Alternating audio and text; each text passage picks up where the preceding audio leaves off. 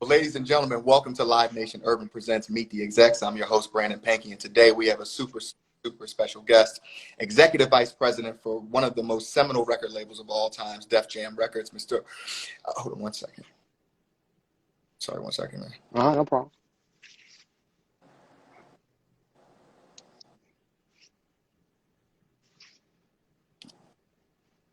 Sorry about that. Sorry about that, Rodney. It's okay. It's all good. So let me restart that because we'll it up. But ladies and gentlemen, welcome. This is Live Nation Urban Presents Meet the Execs. My name is Brandon Pankey, and we're here with a super special guest. He is the Executive Vice President of Def Jam Records, one of the most seminal record labels of all time, Mr. Rodney Shealey. Rodney, thank you for being here, sir. How are you? Good, brother. Thank you for having me. I appreciate it. Absolutely. We're excited to have you, man. So what we do with all of our guests is, if you can, just walk us through your journey. Being an executive vice president, one of the most historic record labels of all time, must have took a lot of work. I know it was a journey, and just walk us through what that journey was to get to where you are. Well, it was a journey. It's a long journey, and I count my blessings that I made it this far in the business that, as you know, is very tumultuous. It was a trek. I'm a Brooklyn boy, born, bred, raised in East Flatbush, Brooklyn, and I grew up at a time when hip hop was really coming of age. I grew up around the corner from production guys, a band called Full Force. They actually worked with UTFO, Lisa and Cole Jam, Roxanne, all these things. I was just a young Brooklyn kid running the street, and they gave me an opportunity to go on the road with them, from everything from packing bags to, getting hotel rooms checked in, and et cetera, et cetera. And on that journey, on those roads, I ran and met different people and developed relationships. And I met a brother by the name of Dwayne Taylor, who actually worked at the time at, I think it was Virgin Records of Columbia, because he was Lisa and Cole Jam. And he said, you'd be really great in the record business. And what's funny is, I went to Tilden High School in Brooklyn, which it was not a great school, needless to say, especially during that time period. But what was crazy is I knew nothing about the record business. No ups, no downs, no ins and outs. You couldn't tell me left from right. Like most people who go to inner city schools, it was like, oh, what are you going to do? You become an electrician, you become a postman, you're going to drive a bus, So I had no concept of what that even meant. Right. So I was fortunate enough that I met a brother like him and said, I want to introduce you to a woman named Sharon Hayward. She's looking for a person to do college radio at Virgin Records at the time. Okay. And I said, sure, and I went to an event and I met Sharon. I tell the story because it's so funny. I met Sharon Hayward and she said, call me the next morning. I woke up in the crack of dawn. I had to get the corner payphone with the hustlers used in my neighbor. I said, my man, I need that phone. I gotta make this call, And I called her up early in the morning. She had me come there. She interviewed me. The interview went well. I thought really went well. And I didn't hear from her for 6 months. I was like, this is whack. I ain't doing this. Because I didn't know anything. I didn't know what it meant. I didn't know interviews, what jobs meant. I was actually still touring. At the time, I was touring with Kid and Play. At this point, I'd done everybody. Kid and Play. I've been on a Raising Hell tour with Run DMC. I did everything. So that was my journey, being a tour manager. And then 6 months later, she called me and said, you still want that opportunity? I said, yeah. And I flew back and started my first job working college radio at Virgin Records. And Virgin Records was known for hip hop, needless to say. I think we had one record, La Raza by Kid Frost, and this other group called the College Boys, which had one little record. And the lead rapper in that actually went on to become an actor who was on Weeds, 40-Year-Old Virgin. A guy named Ron Malco was the actually lead rapper in that group, the College Boys. Was also the voice of Scat Cat. Just a little bit of history. Really? Yeah, absolutely. Ron Malco. Yeah. Yeah. Yeah, and me and him talk to this day. We're still friends through that journey. So from Virgin, I started at college radio. I did this, I did that. I worked my way to become a New York local. My trade in this business has been a promotion person, deal with radio stations, and so I did it all from mix show to college radio to a New York local to a national to vice president to senior VP to executive vice president of promotion at any given point in time. And I worked everywhere from Sony to Island when we had when it was Island, before it was Island Def Jam. I worked at Island when it was Drew Hill. Right. And, right. I don't want to cut you off, but for those that know, what does it mean you were in promotion? My promotion means you're a promotion person. It means you deal with all the radio stations around the country. You deal with the programming department, and you discuss records with them every single week. You go in and you plow your wares. You say, hey, this is what we have that's in front of us, right? This is what we'd like you to play. and they get slews of records, and they have to make decisions on what are the better records for them to play and when they want to play them. Gotcha. And that conversation, we're just at some point in time, we're salespeople that are trying to really figure out a way how to sell a product to you to make you, and the product happens to be music. Got it. And you just find different ways, and it's a relationship business. So that's super, super important that you have a great relationship and that you foster those relationships. Dope. I didn't mean to cut you off. I'm sorry. No, it's fine. No, it's absolutely fine. So again, I worked my way as a promotion guy at many different labels, but over time, I really built in dealing with artists and managers and stuff like that, till opportunities presented me at Def Jam and say, hey, we want to give you an opportunity to move you up, which move you up into another position where I'm the executive vice president of the label. I deal with marketing and promotions in my purview, and I deal directly with the CEO and the artists and the managers. And I'm fortunate enough that I have great people that work with me. Our senior vice president of promotions is Tina Nemini, who's been with me for over a dozen years. James Brown, who's worked with me at Sony. I have really great people, Corey Washington, Katrina, they all work with me. So I'm able to oversee and overlook a handful of things on a larger level because I have really great support system around me, as well as, the CEO at this point, Jeff Carlson, is a great guy I've known for years.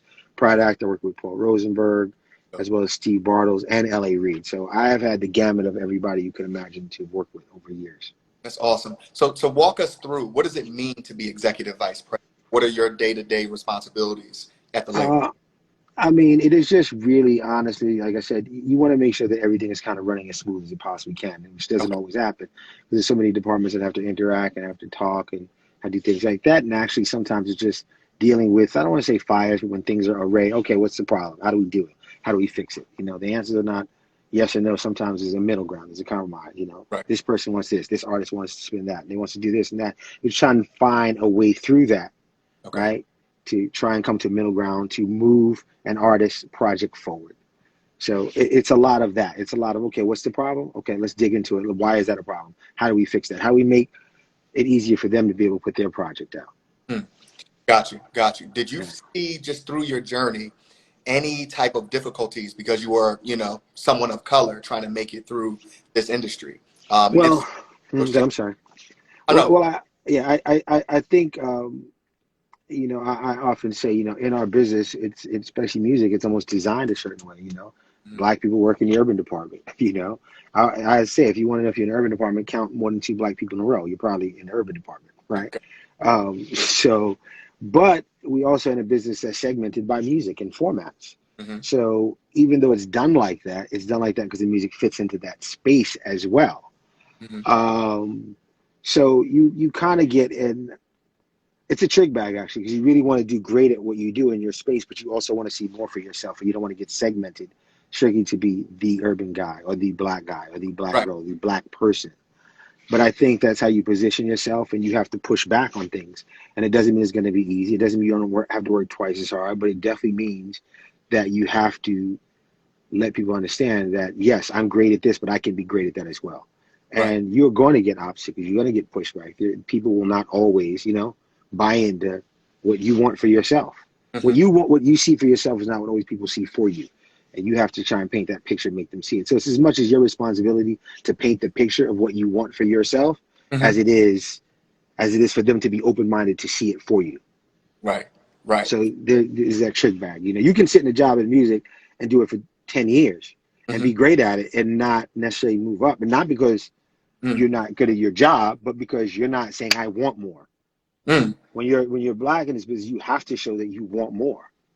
That I'm bigger than the space in which you have me in. And walk us through, how do you show, and I'm speaking for all the younger individuals out the music, want to be in music, how do you show that you want more? What does that look like? You have to participate.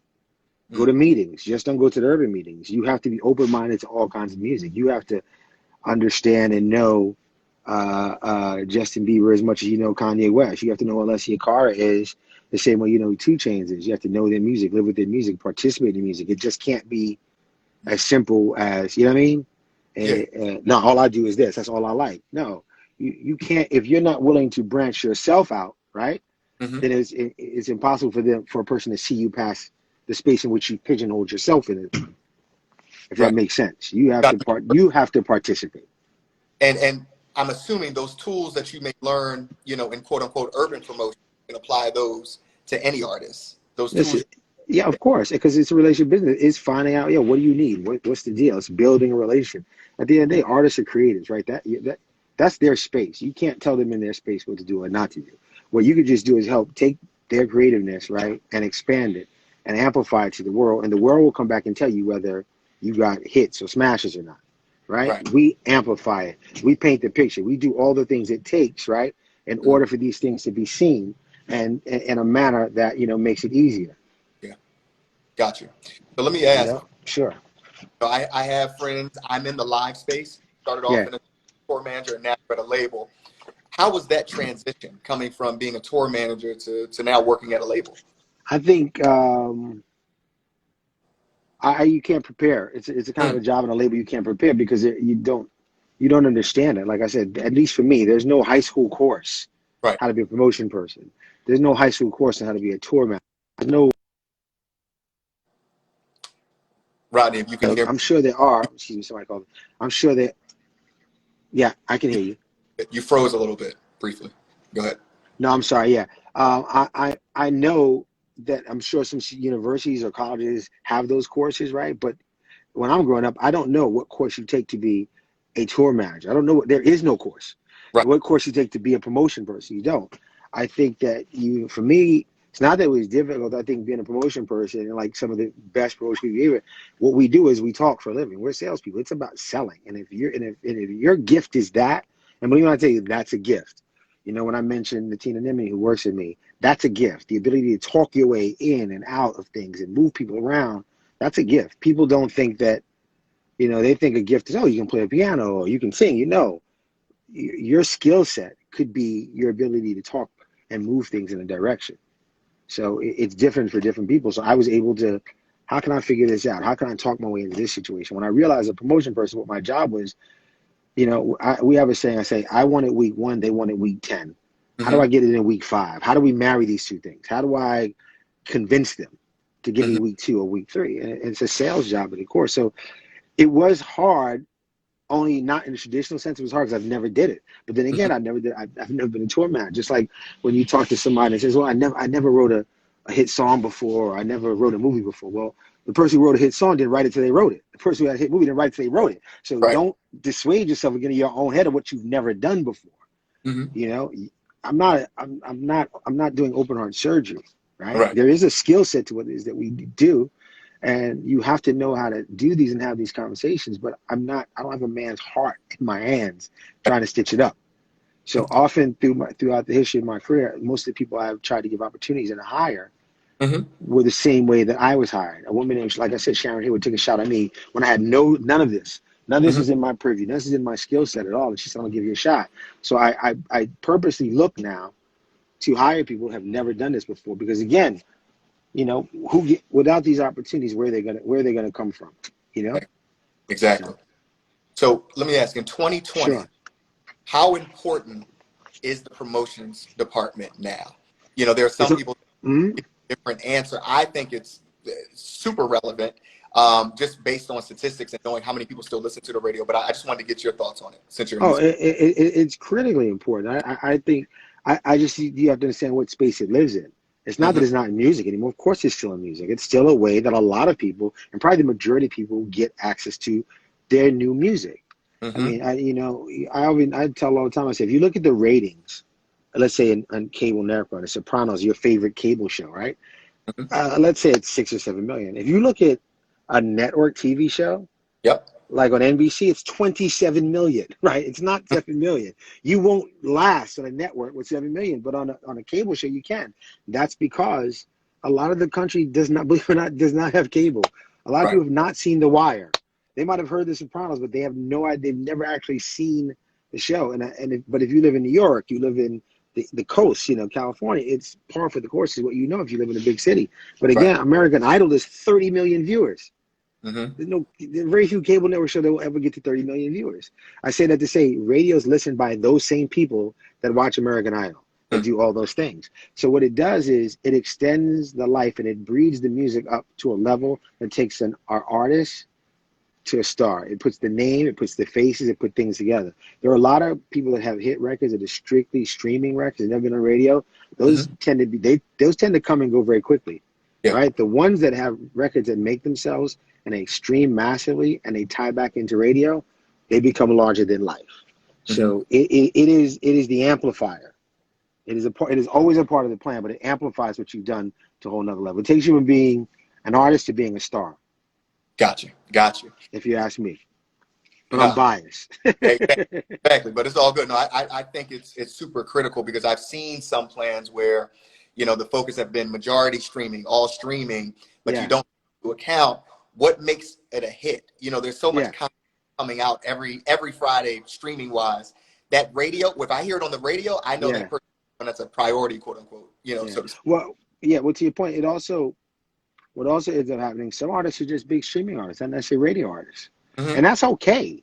Mm-hmm. Can you make money off them? Can it? How does it mean? How does it live past a certain space? It's okay to have artists that streams, to have artists that on radio and stream. You look at Janae Aiko, who's one of our artists. She streams and she's on radio. Right. It works. If you look a lot, Bieber streams a lot. It's on radio. You know what I mean? Osiris, who's with us, had a top 5 record, but he has had other records that streamed through the roof and were never on radio. Mm-hmm. So my point is that they're not exclusive of each other. They can live together and Mm-hmm. also live apart and Yeah. sustain within any record company. Absolutely. So let me get into just you being the executive vice president at Def Jam Records. I mean, when we think Mm-hmm. of Def Jam, it's Russell, it's Leo, it's Kevin, it's these seminal moments, one of the most, if not the most powerful, label for hip hop. Do you feel any pressure in this role? What do you see next for Def Jam? I mean, listen, you feel pressure in any role you have in any company where you oversee a department. I don't care what label it is. Yes, this is the label for hip hop, hands down. It is a brand beyond brands.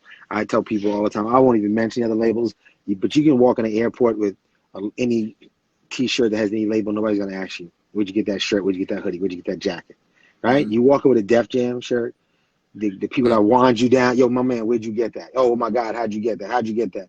Because it is an iconic brand in that sense, right? So, and we have a credo to live up to, and we have a thing that we have to live up to, it is now in my space, but we've had CEOs before that made a lot of these decisions, and now we have a new CEO, and Jeff Halston, that we're gonna move this in the right direction. We understand what's important. We understand that we are a culture. I often say we're a culture company that happens to make records, Mm-hmm. right? That moves culture forward through music. And anytime people kind of pseudo want to count us out, it's like, you can say what you want to say. 2 Chainz is still 2 Chainz.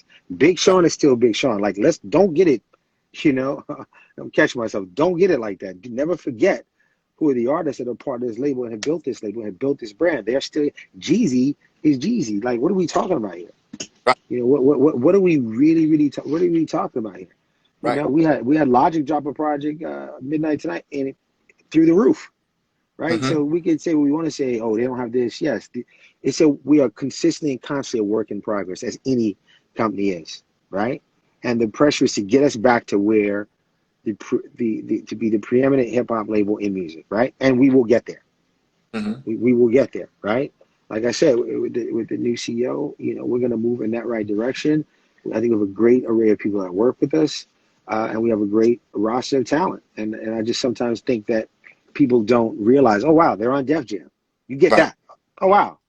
You know what I mean? So we have to marry our stuff better together on who we are. That's right. I think you just mentioned one artist, but can you talk about any upcoming releases that Def Jam has coming? I mean, yeah, like I said, we love Big Sean. Hopefully there's something on the horizon with Big Sean. He is a, one of the biggest artists you have. YG, of course, hands down. It is, he is Def Jam. He's a part of what it is we do.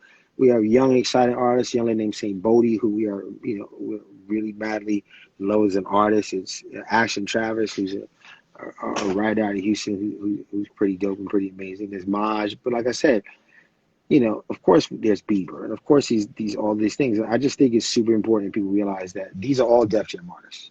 Right. I'm sure we'll have another Alessia Cara project. That's a Grammy-winning singer-songwriter. Mm-hmm. That again, oh wow, she's on Def Jam. You know how many times that you have to explain? Of course. And then When is Rihanna going to come? When is this going to come? I don't think you. I think sometimes the roster, right, Hmm. is forgotten. Yeah. You forget. I mean, we're historic. There are people who built this company, Yeah. on hip hop, and on hip hop at a time when people didn't want to deal with hip hop. So now that hip hop is the norm, like, don't forget, we were in it when nobody wanted to be in it.